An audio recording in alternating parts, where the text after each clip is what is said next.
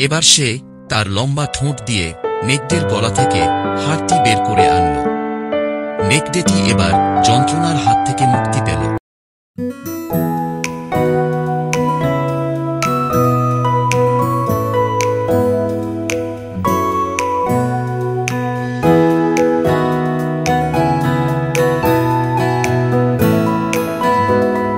এটি একটি অহংকারী নেকড়ে বাঘ এবং ভোলাভালা সারস পাখির কাহিনী।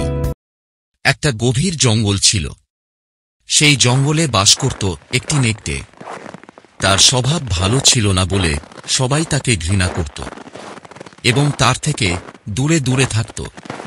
সে মাংস খেতে খুব পছন্দ করত।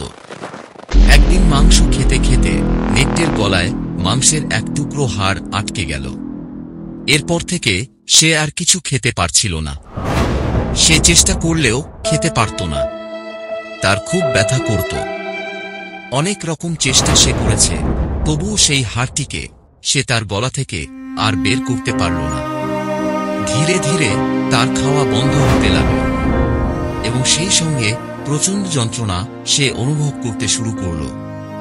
কতদিন আর এভাবে না খেয়ে থাকতে পারা যায়? অবশেষে সে বাধ্য হল বনের পশু পাখিদের কাছে গিয়ে বলতে যে, গলা থেকে আমার এই হাড়টি কেউ বের করে দিয়ে আমাকে সাহায্য করো। কিন্তু হায়, কেউ তার কথা বিশ্বাস করল না। যদিও বা কেউ বিশ্বাস করত, সে আবার ভয়ে নেকড়ের মুখের মধ্যে মাথা ঢোকাতে সাহস করল না। নেকড়ের স্বভাব ভালো ছিল না বলে কেউ তার কথা শুনলই না।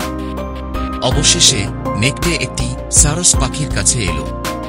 অনেক দিনের সঙ্গে নেকড়েটি তার দুঃখের কথা সেই সারস পাখির সঙ্গে বলল এবং সে অঙ্গীকার করল যে, যদি তুমি আমার গলা থেকে এই হাড়টি বের করে দাও তাহলে তোমায় অনেক পুরস্কার দেব। পুরস্কারের লোভে সারস পাখিটি রাজি হল। নেকড়ে এবার হাঁ করে বসল তার সামনে। সারস দেখল তার গলায় সত্যি হাড়টি আটকে আছে। সে মিথ্যে বলেনি। এবার সে তার লম্বা ঠোঁট দিয়ে নেকড়ের গলা থেকে হাড়টি বের করে আনল। নেকড়েটি এবার যন্ত্রণার হাত থেকে মুক্তি পেল। এবার সারস পাখিটি নেকড়েটির পূর্বের দেয়া প্রতিশ্রুতি তাকে মনে করিয়ে দিল এবং তার কাছ থেকে পুরস্কার চাইল। এতক্ষণে নেকড়ে বুঝে গেছে যে তার তো কাজ মিটে গেছে, এখন সারস পাখির তার আর দরকার হবে না।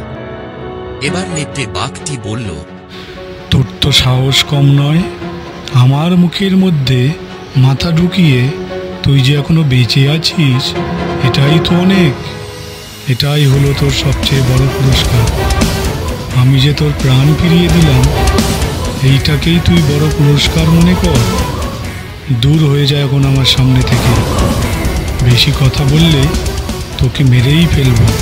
শেষমেশ সারস পাখিটি ভারাক্রান্ত মনে নেকড়ের সামনে থেকে উড়ে গিয়ে নিজের প্রাণ বাঁচায়। তাহলে বন্ধুরা, এই গল্প থেকে আমরা এই শিক্ষা পেলাম যে দুর্জনকে কখনো বিশ্বাস করতে নেই। তার সংস্পর্শে থাকতেও নেই। তারা কখনোই উপকারের উপকার মনে রাখে না।